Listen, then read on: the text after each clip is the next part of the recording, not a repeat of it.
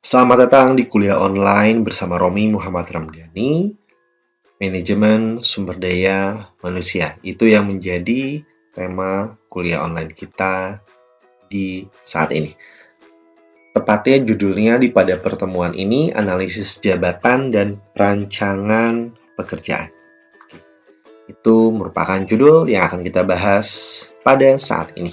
Nah, kita bahas dulu apa saja poin-poin yang ingin saya kembangkan, yang ingin saya ceritakan di sesi kali ini. Diawali dari pengertian analis jabatan sampai dengan bagaimana teknik merancang ulang jabatan akan saya informasikan. Perlu kita pahami bahwa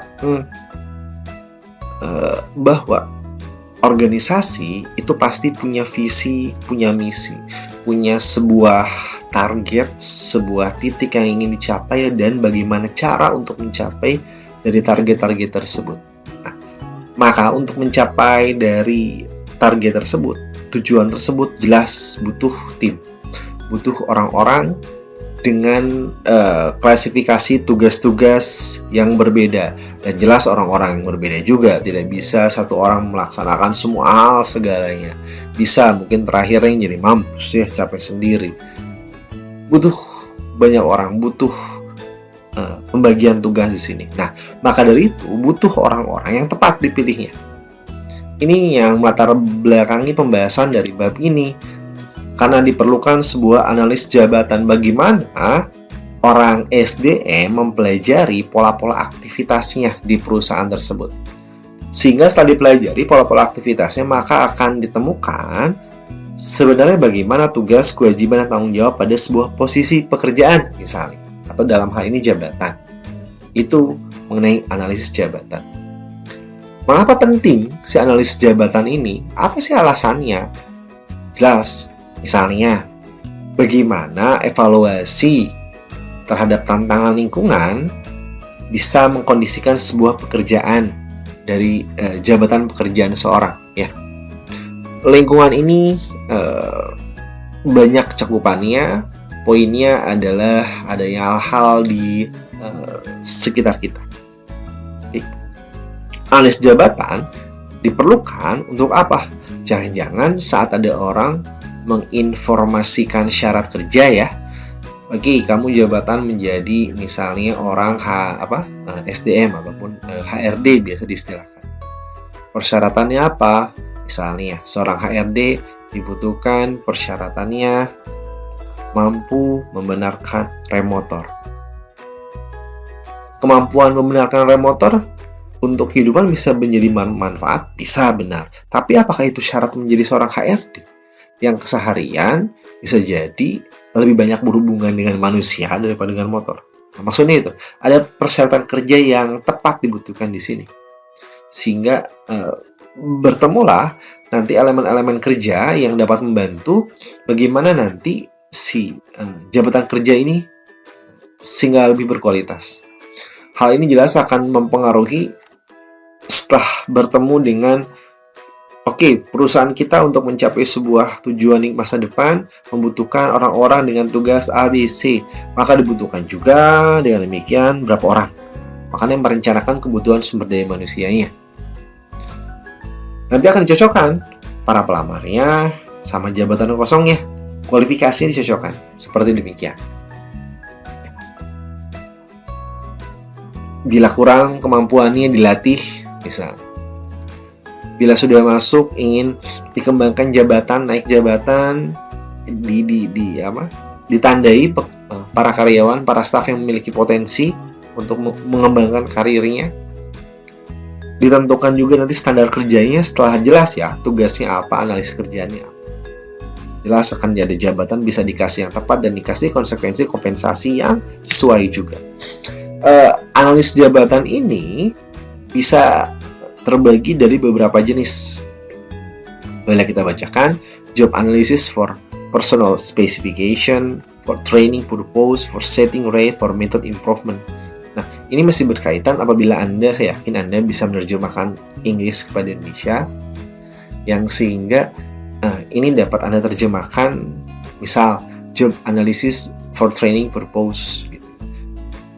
Ini akan jelas berkaitan bahwa ada pelatihan-pelatihan dalam hal ini training yang dibutuhkan. Untuk apa? Untuk mencapai dari job analysis yang ditentukan, yang sudah ditentukan. Kapan sih si analisis jabatan ini dilakukan? Pada sebuah organisasi, saya bilang gitu ya, karena dalam perusahaan pasti ada organisasi toh. Ini terjadi pada saat terutama ya, jelas apabila kita bertanya secara garis umum kapan sih si penentuan tugas ataupun orang-orang dibutuhkan dalam sebuah organisasi, ya jelas sejak awal kan gitu jawabannya. Tapi lebih spesifiknya bisa jadi saat ada perubahan organisasi sehingga nanti lebih terjangkau nih butuh orangnya seperti apa dan perubahan ini dengan tugas seperti apa. Bila ada perubahan teknologi bisa berpotensi mengurangi jumlah tenaga kerja karena tergantian alat teknologi misalnya. Oke. Atau bisa jadi menambah jumlah kerja karena ada orang yang dibutuhkan untuk mengoperasionalkan dari teknologi tersebut. Ya, gitu. Ada perubahan berarti dalam jabatan tertentu dan berkaitan apabila ada penerimaan pegawai baru. Oke, itu ya kapan dari analisisnya. Pada pelaksanaannya dari analisis jabatan ini, yang awal kan ada jabatan dulu nih, ada sebuah jabatan dalam organisasi. Oke. Diidentifikasi jabatannya. Sehingga nanti dengan ada jabatan ini, kita tentukan nih pengumpulan informasinya. Jadi misal gini, dalam organisasi sudah ada orang ya yang bekerja. Kita tes, atau kita cek di dalam hal teknik pengumpulan informasi ini. Kita cek, kita tes. Oke, ada kuesioner nih, Mas, Mbak, tolong diisi mengenai pekerjaan Anda. Atau kita wawancara yang kedua, atau yang ketiga adalah keseharian Anda melakukan apa saja dalam bekerja. Dengan teknik pengumpulan informasi ini nanti ada informasi yang dikumpulkan akan kita olah sehingga dapat diketahui bahwa dalam analisis jabatan ini nih tugasnya kesehariannya ngapain aja. Sehingga akan jelas nanti kebutuhannya orang seperti apa. Kan gitu. Analisis jabatan.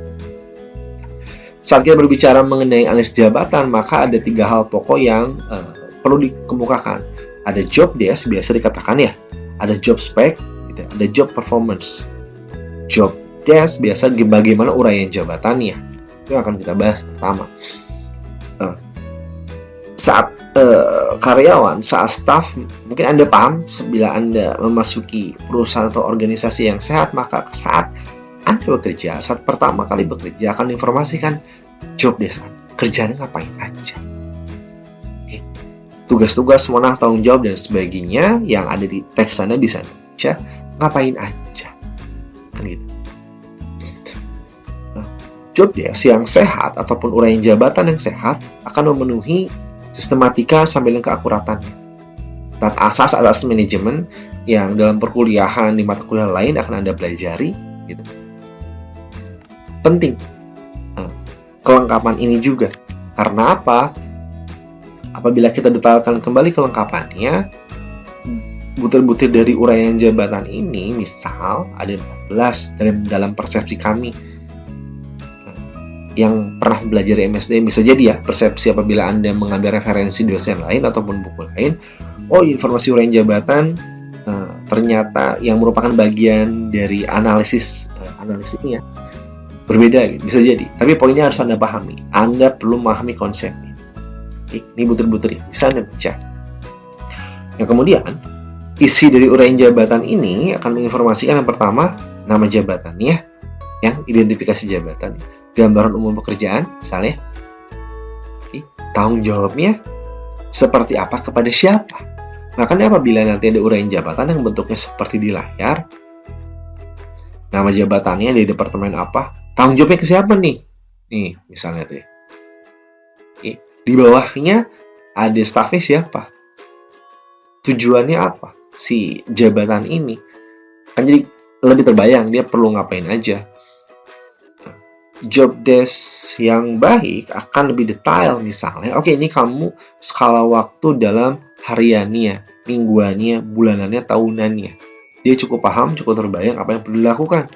dalam keseharian kerjanya. Hindari ada pekerja, ada staf yang datang ke kantor, datang ke perusahaan tapi bingung. Hari ini saya ngapain? Semestinya tidak ada staf karyawan yang berkarakter demikian. Seandainya paham apa yang penting, apa yang perlu dilakukan. Maka dari itu kan detailnya apa aja yang harus dilakukan. Adapun indikator-indikatornya, produktivitas dari seorang SDM, manajer SDM dalam hal ini ya, apabila kita lihat tadi jabatannya, apa aja indikator, sehingga akan berdampak pada dimensinya. Dimensi apa maksudnya di sini? Oke, dalam hal keuangan misalnya, jelas apabila nanti dia akan menentukan karyawan yang bekerja, akan ada gaji keluar, ada orang yang bekerja, ada biaya operasional keluar. Yang berkaitan dengan keuangan, jumlah karyawannya, jumlah bawahannya, ini akan ada perubahan. Spesifikasi jabatan apa? Itu adalah job spec. Ini adalah syarat dari untuk orang untuk memenuhi sebuah jabatan, misalnya latar belakang pendidikan dan pengalaman, kompetensinya apa. Hal menarik dari yang saya alami di lapangan, apabila kita akan mempekerjakan orang atau bekerja sama dengan orang lain dalam sebuah tim, bukan hanya pengalaman berhasil yang perlu didapatkan saat teknik wawancara misalnya. Namun yang menarik adalah juga pengalaman gagal. Mengapa? Karena bisa jadi dengan banyak gagalan yang dia lalui atau orang yang lalui, ada banyak juga pelajaran yang bisa jadi pelajaran untuk organisasi atau perusahaan kita. Betul kan? Gitu ya. Bisa jadi saat itu belum berhasil, tapi ada sebuah modal yang bisa jadikan pembelajaran. Yang di bawahnya tentang struktur organisasi. Yes. Ini ya, saya katakan tadi ya, job spec, spesifikasi dari jabatannya. Gitu. Oke. Ini isinya seperti apa? Contohnya ini sekali lagi diulang, misalnya persyaratannya pendidikan. Hal yang menarik, apabila Anda pernah lihat lowongan kerja misalnya di koran ya, anggaplah misalnya Anda baca Pikiran Rakyat ya, itu seringkali pengalaman minimal berapa tahun. Secara ideal memang perusahaan membutuhkan orang yang berpengalaman, tapi di sisi lain nanti akan di sisi lain akan tampak bahwa ada orang-orang yang baru beres lulus dari kampus, sehingga dia juga belum punya pengalaman. Hal ini yang menjadi tantangan tersendiri bagi para fresh graduate kan gitu ya, orang-orang yang baru lulus dan membutuhkan bekerja.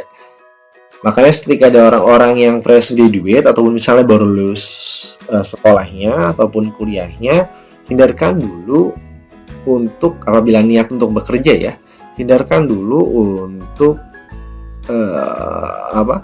berkecimpung di organisasi yang sangat besar, karena biasanya membutuhkan pengalaman yang cukup persyaratannya di sana. Oke, mengenai job spec. Kemudian bagaimana mengenai job performance atau standar unjuk kerja di sini? Secara sederhana definisinya adalah bagaimana kegiatan ataupun kegiatan dan output dari pekerjaan yang menjadi ukuran kinerja pegawainya. Kan gitu ya, ada kegiatan ataupun output apa aja yang dikerjakan sehingga yang perlu dikerjakan dari karyawan ini, dari pegawai ini adalah berarti ukurannya seperti apa. Ya, bagian kedua dari presentasi ini adalah perancangan pekerjaan. Analis dan perancangan pekerjaan. Perancangan pekerjaan ini akan berkaitan dengan apa? Berkaitan dengan rancangan-rancangan yang perlu dibuat untuk jabatan tertentu. Dalam hal ini secara spesifik adalah adanya pendekatan sains manajemen. Maksudnya apa? Dalam sains manajemen ini ada pembagian pekerjaan.